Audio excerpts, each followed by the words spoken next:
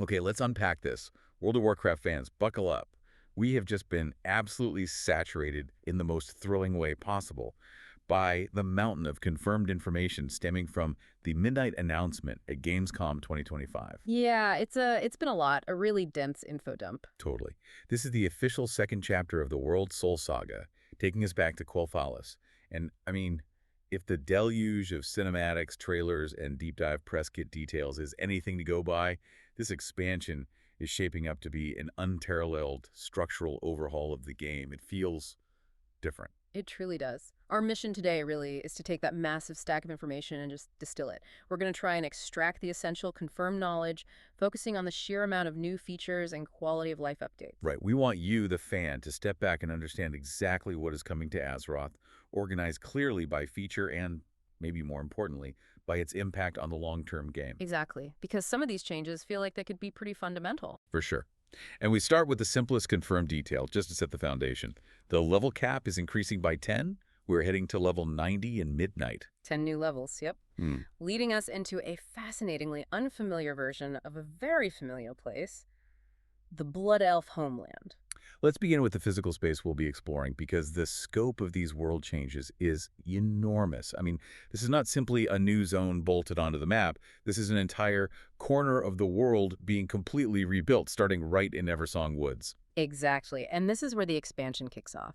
We see Zalata's forces, the main antagonist from the Void, launching a catastrophic attack on the Sunwell. That's the cinematic, right? That serves as the immediate threat that kicks off our journey. But what's fascinating here is the state of the land before the attack and the subsequent lore shift implied by the sources. It's not the Eversong we left behind in, TBC? Not at all. It's a massive tonal and visual shift, isn't it?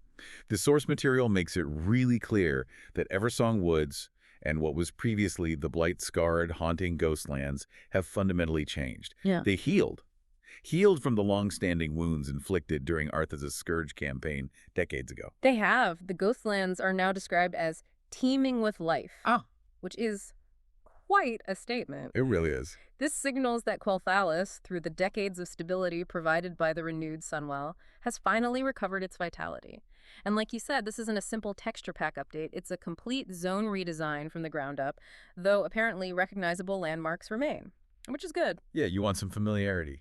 But this recovery narrative makes the Void attack even more tragic, doesn't it? You get this profound sense of peace, immediately shattered by a new existential threat, right when things were finally looking up. Exactly. And those threats aren't just the Void either. We're dealing with several layers of conflict here. Yeah. Obviously, Zalata and her forces are the primary enemy, the big bad.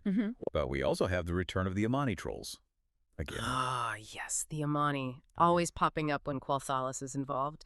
And various Void cultists, too, which makes sense. Right. But the truly unique hazard noted in the sources, this is the one caught my eye, is the light bloom. Oh, yeah, the light bloom. We hear this term mentioned repeatedly, and it's described as a kind of aggressive, magical overgrowth.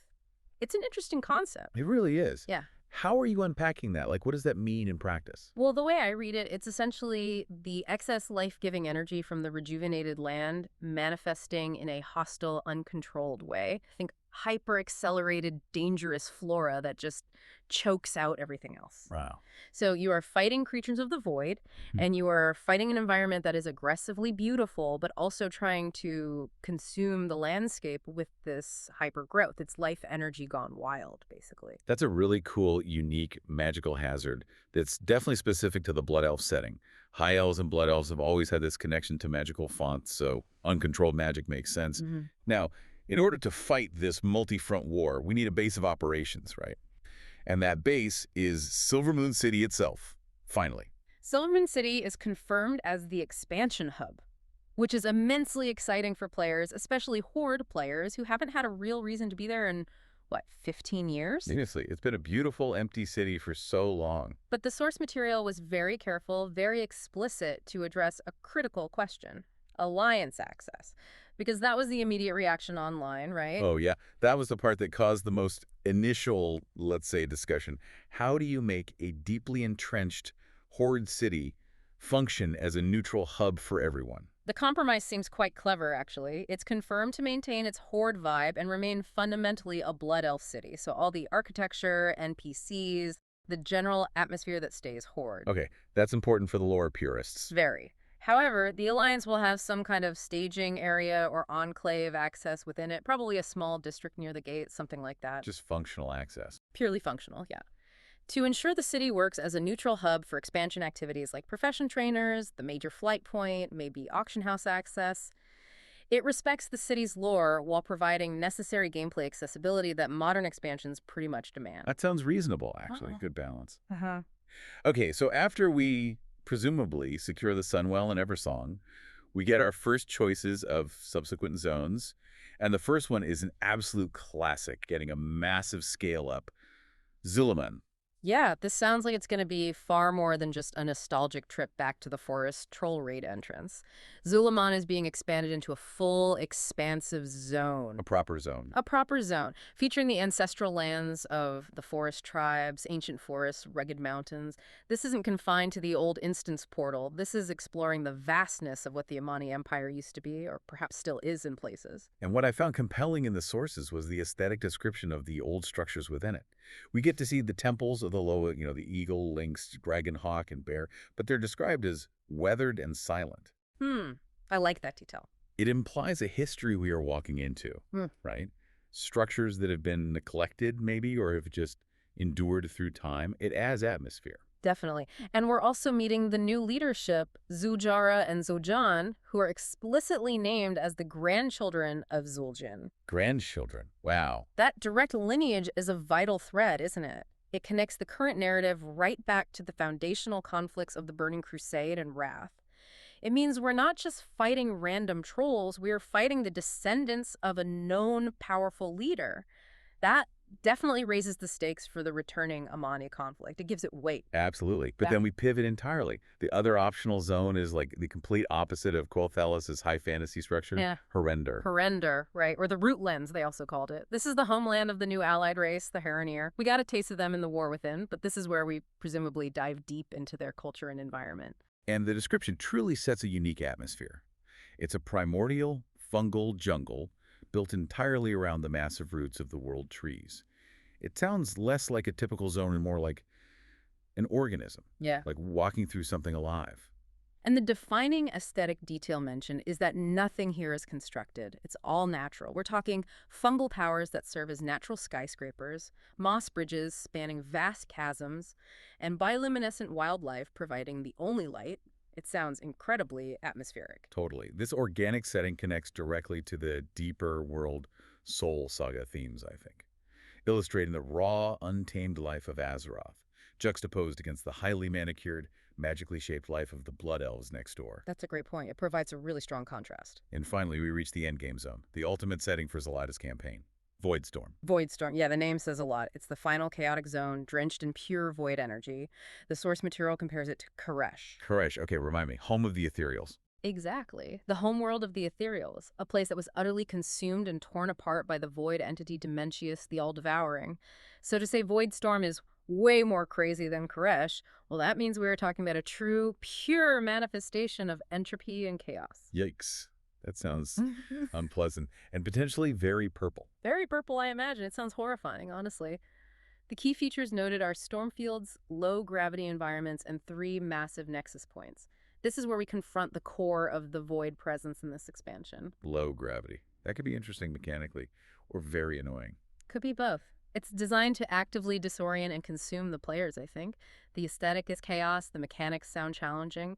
Low gravity suggests massive mobility shifts, maybe jumping puzzles from hell, and it serves as Zelada's primary operational base. It really sets the stage for the final raid. Okay, so we've kind of mapped out the world, the zones, the massive lore implications.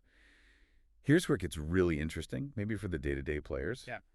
The instanced content filling out this world, we're launching with 8 brand new dungeons. That's a solid number. It is, and we can break them down by their narrative connection to the zones, which is helpful. Eversong Woods gives us 3 right off the bat. Okay. We have the remade and apparently larger Windrunner Spire, a new version of the classic Magister's Terrace, MGT 2.0 basically, and a brand new instance called Murder Row, which sounds Ominous. Murder Row. Okay. Yeah, reusing recognizable architecture but drastically updating it. That's a smart way to hit the nostalgia button while delivering fresh mechanics. Keeps things familiar but new. Exactly. Then zul'aman offers two deeply thematic troll instances. First, the Den of Noriak, which involves trials set by the ancient Amani and ends in a boss encounter with a Loa of War. Sounds very troll-themed. It's like Trials and Tribulations, yeah. And the second one is the Mazura Caverns, where vile necromancers are amassing spirits within a decayed troll monastery. That sounds like a perfect blend of jungle archaeology and necromantic horror. Classic troll dungeon stuff. Yeah, that has potential. Okay, so that's 5. Haraneer. Haraneer contributes 1. The Blinding Veil. Here, we face complex facsimiles of the zone's dangerous fauna and elemental foes, but critically, the lore snippet connects this dungeon to the larger conflict. Oh, I don't It know. says a dawn well located in this primordial jungle is causing the rapid, uncontrolled growth that threatens Silver Moon City. Wait, a dawn well, so like a counterpart to the sun well. Potentially. That's a huge piece of lore we need to underline. It implies that the source of that light bloom hazard we talked about back in Eversong is actually this powerful, ancient, life-affirming font in Haraneer. The dawn well. Wow, so the zones are linked. It raises the question, are we fighting Zul'aman's void? Or are we fighting the consequences of life growing too powerful, too uncontrolled? Or both? Exactly. The two zones are inherently linked by this uncontrolled primordial energy flowing from the Dawnwell. That's a really cool narrative thread connecting seemingly disparate zones. Okay, that's fascinating. And the last 2 dungeons must be in Voidstorm. They are. Voidstorm wraps up the dungeon count with 2 chaos-infused instances. The first is the Void Scar Arena, where the description says, "We survive waves of monsters for Damana's amusement." Who's Damana? The source just says Damana's amusement. Is that Zul'aman's second in command or something? It sounds like it. Damana is probably a powerful void constructor, entity likely a high-ranking lieutenant of Zul'ata who seems to command this area. The fact that the dungeon is an arena suggests a Colosseum-like environment designed for blood sport and chaos. So like waves of enemies, maybe some environmental hazards. Yeah, where Damana observes and potentially intervenes in the fighting, ensuring the players are constantly tested by the very energy of the zone. It sets the tone for the difficulty and the kind of enemies we'll face in Voidstorm. Very gladiatorial. Okay, and the last one. Nexus Point Zenith, where we ascend a pure void tower. It sounds like a vertical dungeon, maybe fighting up floor by floor towards one of those Nexus points we mentioned earlier. Classic tower climb. All right, 8 dungeons. That's a good start. Now, moving on to the delves, they were pretty popular in the War Within, right? The solo and small group content, are they back? Oh, they are definitely returning, and with force, it seems. We are getting 7 brand new regular delves plus 1 dedicated delve nemesis boss. 7 new ones. Wow, okay. Where are they located? Spread out. Yeah, spread across the new map. The source material lists 3 in Eversong Woods. They even have names. Parhelian's Plaza, Colgate Calamity. Colgate Calamity? Chuckles, Colgate Calamity. Seriously, is that a typo or? Could be a code name. Yeah. Or maybe there's a lore reason involving teeth. Who knows? And Shadow Enclave is the 3rd in Eversong. Then 2 in Zul'aman, 1 in Haraneer called Den of Echoes, and 3 more in Voidstorm. Okay, so deep integration of this delve content across the entire new map. And the Nemesis, the really hard one. That's Torment's Rise, and it's located in Voidstorm, representing the ultimate difficulty tier for this activity, same as the current system. Gotcha. And we know our companion for this journey is going to be Valoril Sanguinar. He's a blood elf, right? Recognizable? Yeah, Valoril Sanguinar, a neutral but recognizable blood elf character. Which makes sense. Keeps the story focused on the local cast for these delves. Okay, dungeons, delves. That brings us to raids. And this sounds like a big deal. It is. This is the real structural shocker, I think. The one that tells us the most about the long-term content cadence of Midnight, potentially. It's a massive break from modern WoW tradition. Absolutely. We're looking at a structure that feels much more like, I don't know, Burning Crusade or Wrath of the Lich King maybe. Totaling 9 boss encounters split across 3 separate raids over the expansion cycle. 3 raids, not one massive 20-boss behemoth followed by 2 minor raids later on. Exactly. No single giant raid tier like Naxxramas or Castle Nathria right at the start. This is a critical point that demands elaboration, I think. If we connect this to the bigger picture, this 3-raid, 9-boss structure feels like Blizzard's potential solution to 2 major problems they've sometimes struggled with. Narrative pacing within a tier and the mid-expansion content drought. How so? Break that down. Well, by having 3 distinct, smaller raids, they can pace the narrative much better. The first raid is the Void Spire. That's a 6-boss raid located in Voidstorm, serving as Zalata's stronghold. That's the main assault, the big push against the primary antagonist space. Okay, 6 bosses. That's still substantial for a first raid. It is. Then we have the intermission raid, they call it, the Dream Rift. This is a single boss raid located in Haraneer where primordial dreams meet reality. That sounds like a quick, highly narrative-driven boss encounter that maybe resets the stage or introduces a twist. A single boss raid. Yeah. Interesting. Like Onyxia's Lair back in the day? Kind of, yeah. Or maybe like the Eye of the Jailer fight, something focused. And finally, the 2-boss finale, March on Caldanis. Caldanis. So back to the Sunwell Plateau area. Seems likely. This serves as the massive story conclusion. The structure is clear. Assault, Void Spire, Intermission, Dream Rift, Finale, Caldanis. Okay, I see the pacing argument. Why does this matter so much, though? Well, historically, a large single raid, like those in Legion or Shadowlands, often meant that the main story peaked mid-expansion, maybe even in the first tier, and then had to kind of drag on for months until the next patch. It often led to content fatigue. Yeah, you fight the big bad's main lieutenants early, then wait ages for the actual big bad. Exactly. By designing the expansion around 3 acts, essentially, Blizzard can deliver a major story beat with the first raid, transition the narrative with a smaller, focused encounter, and then hit the climax with a massive, focused 2-boss confrontation that feels truly climactic and ties directly into the ending. It also ensures that the final patch isn't just a reskin of the previous raid zone with maybe one new boss tacked on at the end. It's a completely different instance, focusing on the most important story characters and resolution. Precisely. While it might sound like fewer bosses overall compared to some past expansions, the pacing and the narrative weight of each encounter should feel much better distributed throughout the expansion's lifecycle. Okay, but let me push back slightly. Will a 2-boss finale feel truly satisfying to the high-end raid community? Or will they see it as an anticlimax compared to, say, an 8-boss final raid like Siege of Orgrimmar? That's a big psychological shift. That is the essential question, isn't it? And we don't know for sure. But the sources imply the focus is on quality and story weight over sheer quantity for that final raid. The 2 bosses in the March on Caldanis are confirmed to carry super story spoilers. Super story spoilers. Okay, meaning they will likely be highly complex, heavily scripted, involve major characters, maybe phase changes, big reveals. The works. The satisfaction, theoretically, will come from the narrative payoff and the intensity of those 2 encounters, not just the mechanical length of clearing trash to reach 8 different bosses. And crucially, story mode versions of all 3 raids are confirmed as well. Yes, which is huge for ensuring that all players, not just mythic raiders, will experience the full plot sequence. That's massive for overall story coherence across the entire community. Everyone gets to see the beginning, middle, and end of the raid narrative. #Tag3, new gameplay systems, and QLO. All right, we transition now from the content map, the zones, dungeons, raids, to the underlying systems, the things that will fundamentally define the feel of playing Midnight. And the first one is a bold, maybe even risky attempt to address the long-standing issue of stale outdoor gameplay. The Prey system. Prey, yeah, this sounds quite ambitious. It's described as an opt-in hunting system led by an NPC named Aston Bloodsworn. Opt-in is key there. Very key. It's designed to add genuine challenge and thrill to the open world by having players hunt powerful, named targets. Think elite rares, but maybe with more complex mechanics, unpredictable ambushes. Essentially translating the challenge level of delve bosses, or maybe even dungeon bosses, into the outdoor world. Making the open world dangerous again, but only if you want it to be. Exactly.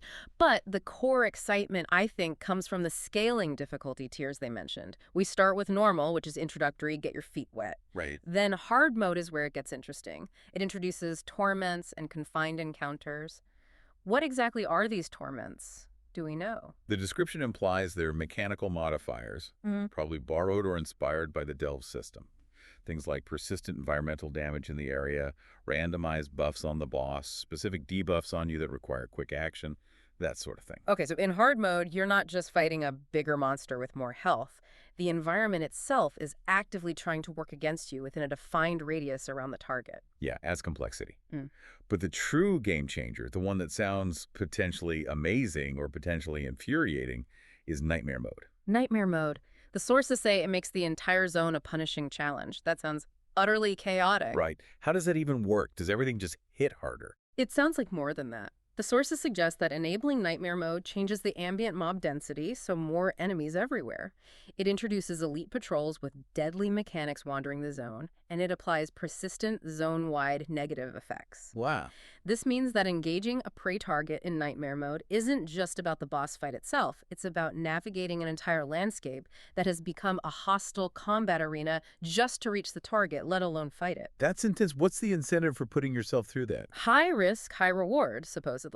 The rewards are currently confirmed as cosmetics, mounts, titles, and housing items. Prestige stuff. Okay, no player power tied to it initially. Not initially mentioned, no. While player power rewards are speculated for later patches, maybe catch-up gear or something, the initial focus seems to be on prestige and customization, giving players a really hard optional challenge for cool bragging rights stuff. It's interesting. An optional hardcore outdoor mode. Oh. Okay. Now, let's talk about the feature that has been the eternal meme, the holy grail, the unattainable dream for like a decade. Housing and neighborhoods. It's officially happening in midnight. For real this time. It's really happening, and the system details sound robust, not just some half-baked garrison follow-up. The system confirms true player agency, the ability to create and customize your own home. Your own space. Your own space. Collecting decor from nearly every conceivable source in the game. We're talking drops from dungeons, raids, achievements, crafting, world quests, maybe even the auction house. They want to make almost every item you find in the world potentially useful for decoration. That completely changes the value proposition of old content too, right? Running old raids for couch drops. Exactly. It transforms every piece of content into a potential source of housing customization. Suddenly, that weird gray item might be the perfect lamp. Ah, okay. And the social component. It's not just instant solo houses. No, and this is crucial. It's built right in through neighborhoods. These are described as public or private zones you choose that support up to 50 players and 50 houses. 50 houses in one shared space. Wow. Yeah, so you can live next door to your guildmates or friends. This creates a vital social loop, I think. Neighborhoods will feature monthly progression activities called endeavors. Endeavors, what are those? Essentially, cooperative tasks for the neighborhood. Maybe gathering resources, contributing to a community build, fighting off an occasional invasion, something that encourages people to work together.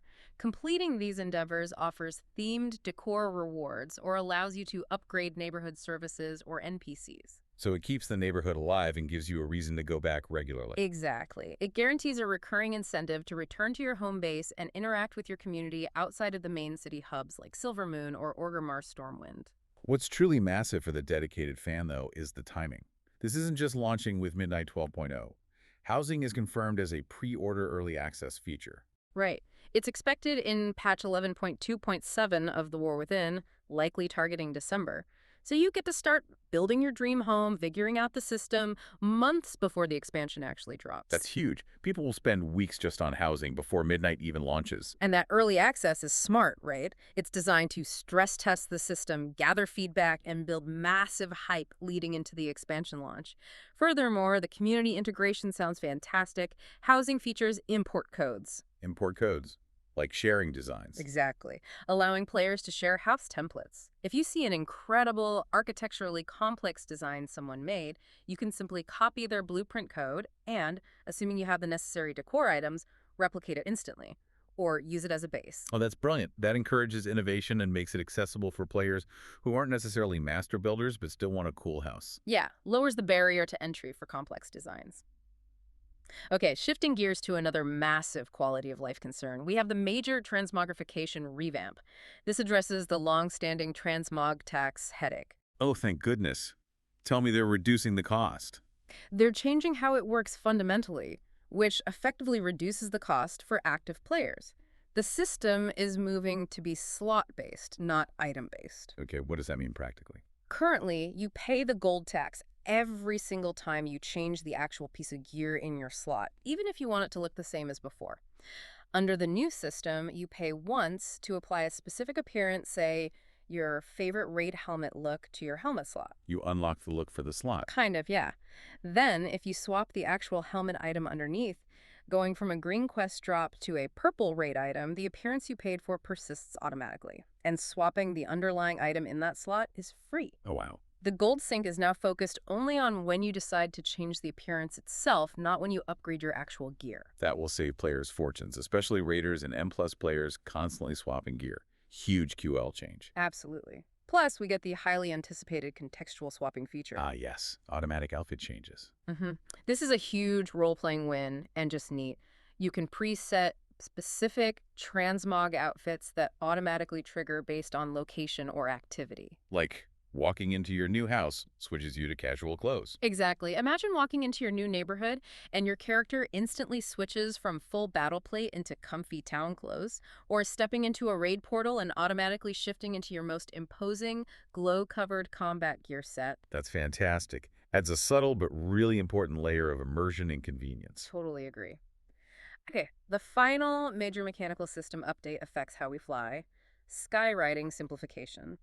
This is addressing the most frustrating part of the Dragonflight system for many players. Please tell me it's Vigor. Are they fixing Vigor? They're doing more than fixing it. The main source of frustration was Vigor, that resource used for the powerful skyward ascent ability. Vigor generation felt inconsistent or too demanding for a lot of players, especially in complex terrain. Yeah, running at midair was the worst. Well, the source confirms Vigor is being removed entirely as a resource system. Gone. Gone. Completely. So, how do we fly then? Do we just have unlimited boosts? Not unlimited, but much simpler. The two core abilities, Skyward Ascent, the big vertical boost, and Surge Forward, the horizontal dash, will now share a unified pool of 6 charges. 6 charges for both. Okay. The simplicity is the genius here, I think. You always know exactly how many boosts you have available. You expend 1 charge for a powerful upward ascent, and you spend 1 charge for a horizontal burst of speed. No more worrying about passive regeneration rates or hitting specific conditions. So it's just use a charge, get a boost, much more direct control. Exactly.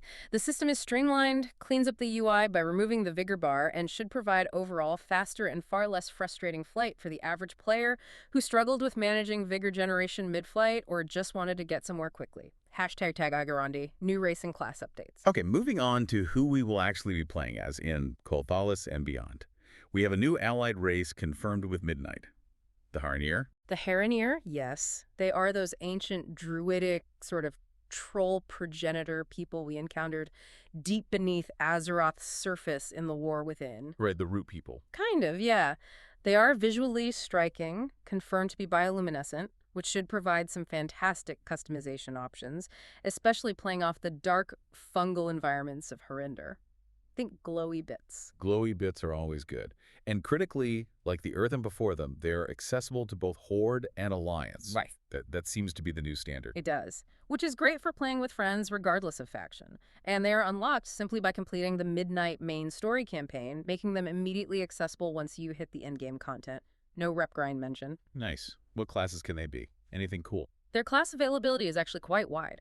Warrior, Hunter, Rogue, Priest, Shaman, Mage, Warlock, Monk, and significantly Druid. Ah, Druid. That makes sense given their nature theme. Totally. And the source material highlights that the Druid class will feature unique forms for the Haraneer.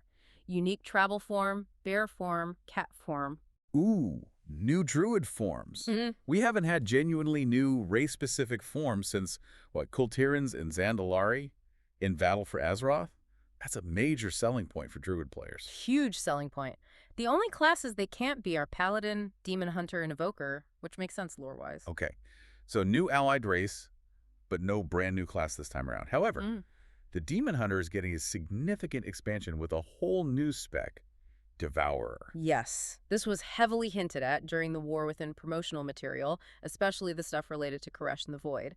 The Devourer is officially confirmed as a mid-range DPS spec. Mid-range. For a Demon Hunter, that's different. Very different. It utilizes a potent mix of Void and Cosmic Magic. This is explicitly not the standard hypermobile, in-your-face melee Demon Hunter experience we know from Havoc and Vengeance. Okay, mid-range DPS.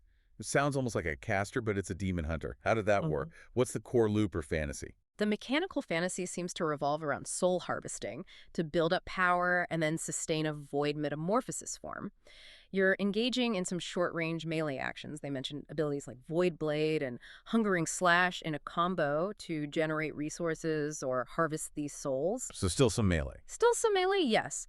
But crucially, these melee combos often include a built-in retreat mechanic, something that pushes you back out to the preferred mid-range distance. So you dart in, hit, then pop back out. Exactly. Back to that optimal mid-range where you then deploy powerful void-based abilities, like weaving in and out. The ability examples sound incredibly dynamic. We Yeah. have Collapsing Star mentioned as a finisher, Void Ray as maybe a channeled beam, and Reap, a scythe attack that consumes the soul fragments you harvested in melee. Sounds cool. It really does. The playstyle is described as highly mobile, similar in pacing maybe to the Evoker, but utilizing a resource and combo structure that feels potentially inspired by other modern MMO melee casters. Like what? Think maybe the Red Mage or the Reaper from Final Fantasy XIV. Classes known for high movement, constant repositioning, mixing short melee bursts with powerful mid-range or ranged attacks. It promises a really high-octane style of damage dealing that requires precise positioning and cooldown management. It gives the Demon Hunter class a completely new flavor, which is great. Definitely has variety. And rounding out the Demon Hunter expansion is a new race class combo people have been asking for, Void Elf Demon Hunter. Yep. Void Elf Demon Hunter will be added, and the expectation is that it arrives in the pre-patch alongside the Devourer spec itself. That makes perfect narrative sense, doesn't it? Given the heavy focus on void magic in the new Devourer spec. Finally, Void Elves get their edgy counterparts. Seems like a natural fit, yeah. Hashtag tag V, quality of life and player experience. Okay, let's shift to the broader quality of life improvements and how Blizzard is trying to streamline the player experience, particularly for those returning to the game or starting fresh. This seems like a massive focus in Midnight. They're clearly investing heavily in player retention. It looks like an absolute revamp of the initial new player experience, yeah. The flow is being streamlined significantly so that Exile's Reach, the standard starting zone, will now lead directly into the Dragonflight story content. Oh, skipping the awkward Chromie time choice or the BFA intro. Seems like it, or at least making Dragonflight the default path. This eliminates that awkward jump back to the capital cities, which often left new players feeling lost and disoriented about where to go next. It provides a clear path forward into the most recent narrative. That's huge. And they're finally building in cohesive story catch-up mechanics within the leveling experience itself. Yes, story mode versions of the major Dragonflight raids, specifically mentioning the final bosses, Razajeth and Farrak, are being added directly to the leveling experience. Wait, you fight raid bosses while leveling? How does that work? Solo scenarios. Probably scaled down solo or small group scenarios, yeah. Think like the End of Zone capstone quest, but focused on these major raid encounters. This is a huge development for narrative continuity. It really is. It ensures that new and returning players actually get the context for the World Soul Saga, the current overarching plot, by experiencing the defeats of those two major antagonists before they even set foot in the War Within content, let alone Midnight. They aren't just reading a quest text synopsis. They are playing the climax of the previous expansion in a structured, accessible way. That's brilliant for keeping the story straight. Okay, what about players who are returning but maybe skip Dragonflight or War Within and don't want to do Exile's Reach again? There's something for them too. An optional returning player tour located in the Arathi Highlands, interestingly. Arathi. Why there? Not sure, maybe just a convenient contained zone, but it's guided by either Jaina or Thrall, depending on your faction. This guided tour is designed specifically to quickly catch players up on major game systems introduced in Dragonflight and the War Within, things like Dragonriding, Skydriding, Delves, maybe the profession revamp without forcing them through the full tutorial island or the early leveling zones again. So it's like a fast track to competency for returning vets. Exactly. Get you up to speed on the new buttons quickly. Plus, they are expanding the lore walking system. That's the thing with Lore Walker Cho, right? Guided by Cho, with new campaigns focusing on stories from past expansions. The notes suggest it will likely focus heavily on elven and light-related content this time around to tie into the themes of Midnight. Makes sense. A curated way to experience relevant old lore. And one more thing, if you skipped the War Within entirely, there will apparently be a shortened questing experience available to let you play through the key story points of that expansion quickly before heading off to Quel'Thalas. Okay, taken together, this massive suite of onboarding and catch-up tools shows that Blizzard really recognizes that player retention often fails right at that point of entry or re-entry. People feel overwhelmed or lost. Absolutely. And they are proactively trying to solve that problem from multiple angles, making it easier to start, easier to return, and easier to understand the ongoing story. Good stuff. Now, let's talk about the PvP community. They haven't been forgotten. For the first time since Ashran back in Warlords of Draenor, we are getting a brand new epic battleground. That's huge news. It really is. It's called Slayer's Rise, a massive 40 versus 40 battleground located in the Voidstorm zone.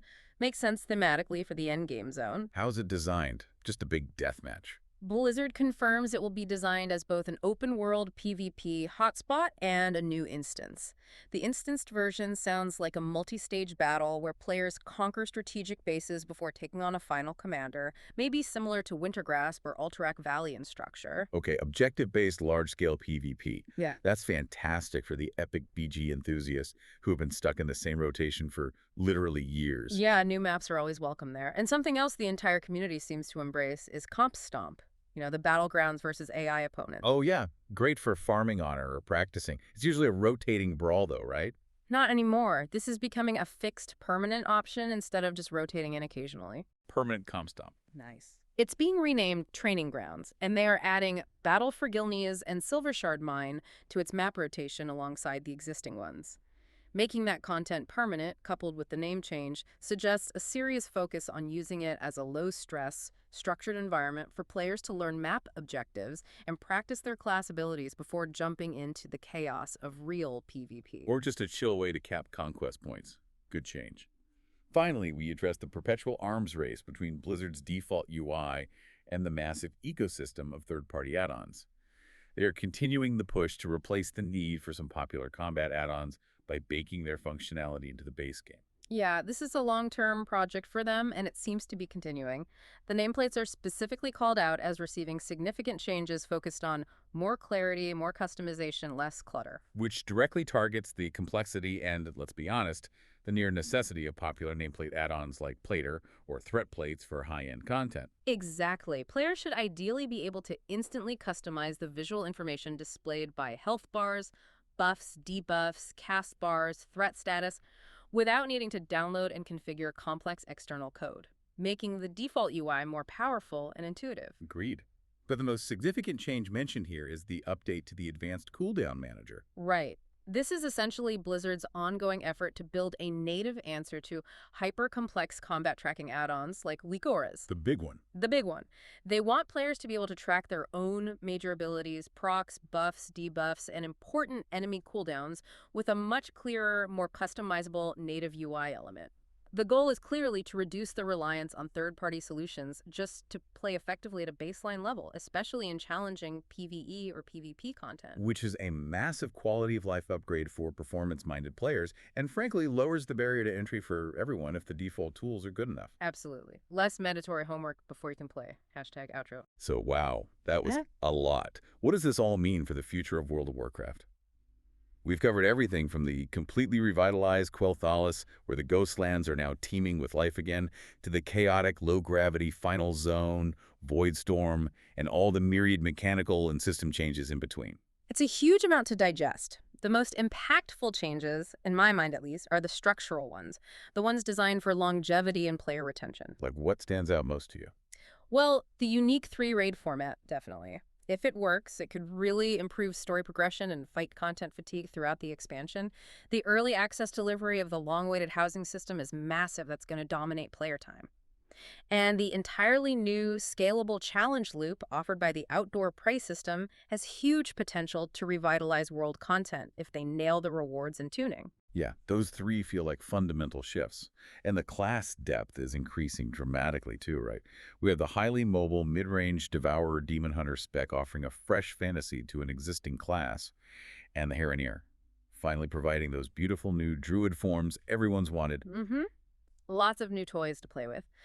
If we try to connect this all to the bigger picture, the heavy focus on systems like prey, housing, and making the training grounds permanent, it suggests Blizzard is investing heavily in permanent, optional, highly repeatable systems. Systems that live outside the main gear grind. Exactly. They seem to be changing how we interact with the open world and how we socialize within the game, rather than just delivering a new cycle of dungeons, raids, and zones that players inevitably burn through in a month or two. This signals maybe a fundamental shift toward valuing player-driven persistence and long-term engagement loops. Which raises the ultimate question, doesn't it? Will these deep, optional, and highly repeatable loops, like the hardcore challenge of Nightmare Prey mode, combined with the social pull of neighborhood endeavors in the housing system, Will these finally solve the long-standing issue of stale outdoor gameplay in WoW W? Will that constant self-directed challenge keep the community engaged long after the final boss of the expansion has been vanquished? That's the million-dollar question, isn't it? It's definitely something for you to mull over or maybe explore on your own as we wait for that early access housing patch later this year. That's all the confirmed details we've teased out for now. Quite a future ahead for Azeroth.